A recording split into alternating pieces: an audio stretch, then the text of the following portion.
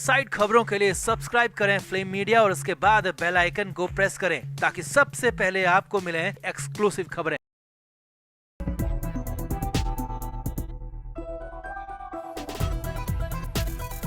महाराष्ट्र में गाय को राज्य माता घोषित करते ही बवाल आ चुका है। जहां एक तरफ विपक्षी दल सरकार के इस फैसले का जमकर विरोध कर रहे हैं, वहीं संजय राउत तो सबसे 2 कदम आगे निकलते हुए गाय को लेकर सीएम एकनाथ शिंदे और फडणवीस को ही अज्ञानी और मूर्ख करार देने लग गए। अब जैसे ही गाय के मसले पर राउत ने एकनाथ शिंदे को मूर्ख और देवेंद्र फडणवीस को अज्ञानी कहा तो उनकी अपनी पार्टी यूबीटी में ही विरोध शुरू हो गया। राउत की अपनी पार्टी के नेताओं ने इस बयान से पूरी तरह दूरी बना ली। तो आपको भी संजय राउत का पूरा बड़बोला बयान दिखाते हैं। आप भी अपनी राय कमेंट बॉक्स में जरूर दें और वीडियो को भी शेयर करें। तो महाराष्ट्र में विधानसभा चुनाव से पहले राज्य सरकार की तरफ से गाय को राज्य माता का दर्जा दिए जाने पर राजनीति शुरू हो चुकी है। उद्धव ठाकरे की अगुवाई वाली शिवसेना यूबीटी के नेता संजय राउत ने सरकार के फैसले पर जमकर कटाक्ष किया। राउत ने मीडिया के सामने कहा कि गायों को राज्य माता या गौ माता घोषित करने से पहले देवेंद्र फडणवीस और एकनाथ शिंदे को गायों पर वीर सावरकर के विचारों के बारे में पढ़ लेना चाहिए था। एक दिन पहले ही राज्य में मुख्यमंत्री एकनाथ शिंदे ने देसी गाय को राज्य माता घोषित किया था। इस पर संजय राउत ने कहा कि एकनाथ शिंदे और फडणवीस को सबसे पहले वीर सावरकर के उन विचारों के बारे में पढ़ लेना चाहिए जिसमें सावरकर ने गाय के बारे में बहुत कुछ लिखा है। संजय राउत ने यहाँ पर मीडिया के सामने साफ साफ कहा कि एकनाथ शिंदे तो 1 नंबर के बेवकूफ है, लेकिन देवेंद्र फडणवीस भी इतने बड़े अज्ञानी होंगे ये मैं सोच नहीं सकता था। संजय राउत ने कहा कि चाहे गाय माता हो या राज्य माता, आप राजनीतिक कारणों से उसे राष्ट्रीय माता भी कह सकते हैं। आप जो कर रहे हैं वो हिंदुत्व का हिस्सा नहीं है। बीजेपी सरकार बार बार वीर सावरकर की विचारधारा की बात करती है।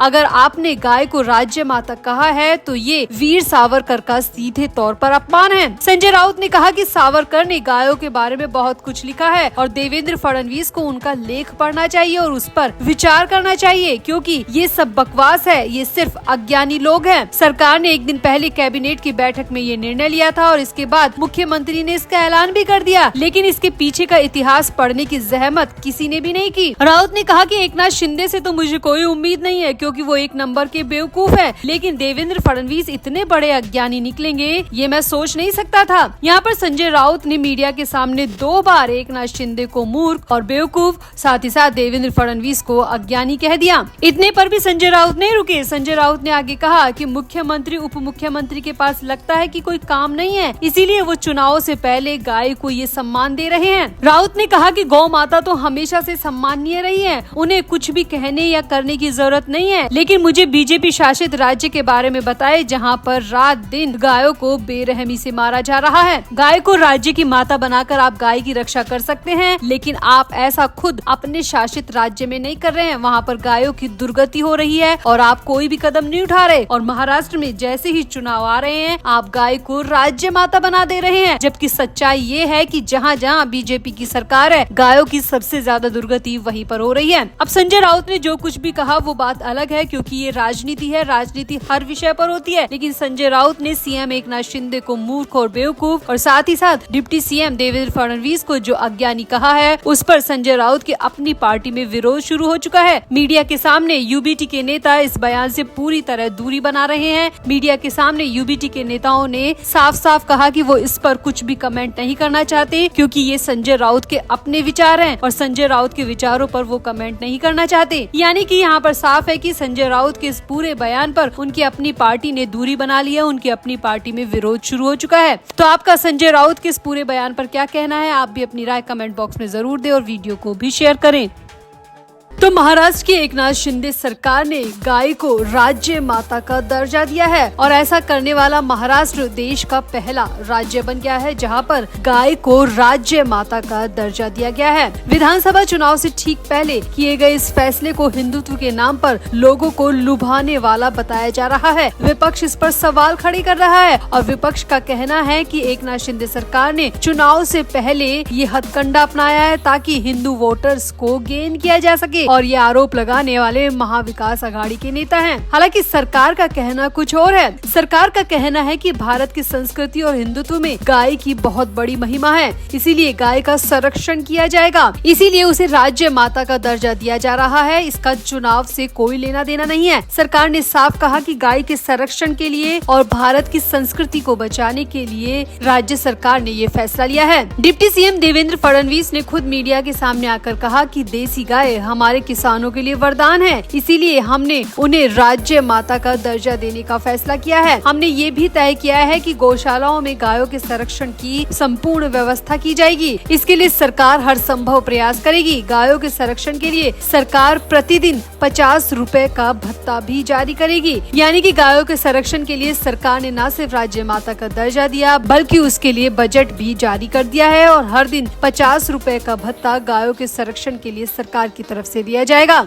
और इस संबंध में राज्य के डेयरी विकास विभाग की ओर से नोटिफिकेशन भी जारी हो गया है, जिसमें कहा गया है कि प्राचीन काल से ही भारत में लोगों की जिंदगी में गायों का अहम स्थान रहा है। इस नोटिफिकेशन में साफ कहा है कि गाय का वैज्ञानिक, धार्मिक और सांस्कृतिक महत्व है, इसीलिए गाय को कामधेनु भी माना जाता है। मराठावाड़ा में गायों की कई देसी नस्लें मौजूद है, जैसे मराठावाड़ा में देवनी और लाल कंधारी। इसके अलावा पश्चिमी महाराष्ट्र में खिल्लर और उत्तरी महाराष्ट्र में डांगी नस्ल की गायें भी हैं। डेयरी विभाग ने अपने आदेश में कहा कि राज्य में तेजी से देसी गायों की नस्ल कम होती जा रही है, इसलिए जरूरी है कि उनका संरक्षण किया जाए। और सरकार ने जो गायों को लेकर फैसला लिया है, डेयरी विभाग ने उसका खुले दिल से स्वागत किया है और कहा है कि अब गायों के संरक्षण में जरूर तेजी आएगी। सरकार के इस फैसले के बाद राज्य की गायों की दशा और दिशा सुधरेगी। नोटिफिकेशन में बताया गया है कि ये योजना महाराष्ट्र गौ सेवा आयोग द्वारा ऑनलाइन लागू की जाएगी। हर डिस्ट्रिक्ट में एक जिला गौशाला सत्यापन समिति होगी। 2019 में 20वीं पशु गणना के मुताबिक देसी गायों की संख्या बहुत ज्यादा कम हुई है। इसका आंकड़ा 20% से ज्यादा है, यानी कि 2019 से लेकर 2024 में गायों की संख्या में 20% कमी हुई है, जिसकी सबसे बड़ी वजह है गायों का संरक्षण नहीं होना। और सरकार की इस योजना के बाद सरकार द्वारा गाय को राज्य माता का दर्जा देने के बाद गायों का संरक्षण बेहतरीन तरीके से किया जाएगा। ये सरकार ने अपनी तरफ से दावा किया है और डेयरी विभाग ने भी इस पर अपनी मुहर लगा दी है। यानी कि अब गाय को महाराष्ट्र में राज्य माता का दर्जा मिल चुका है और देश में महाराष्ट्र पहला राज्य ऐसा करने वाला बन चुका है। लेकिन यहाँ पर महाविकास आघाड़ी के नेताओं को कई परेशानियां पैदा हो गई है। महाविकास आघाड़ी के नेताओं ने जो सपने में भी नहीं सोचा, वो महायुति सरकार ने करके दिखा दिया। जहाँ एक तरफ उद्धव ठाकरे अपने हिंदुत्व का ढिंडोरा पीट रहे हैं, वहीं शिंदे सरकार ने गाय को राज्य माता का दर्जा देकर सबकी बोलती बंद कर दी। अब ये शिंदे सरकार ने चुनाव से पहले हिंदू वोटर्स को लुभाने के लिए किया है या फिर नहीं, ये तो नहीं पता। लेकिन एक बात जरूर तय है कि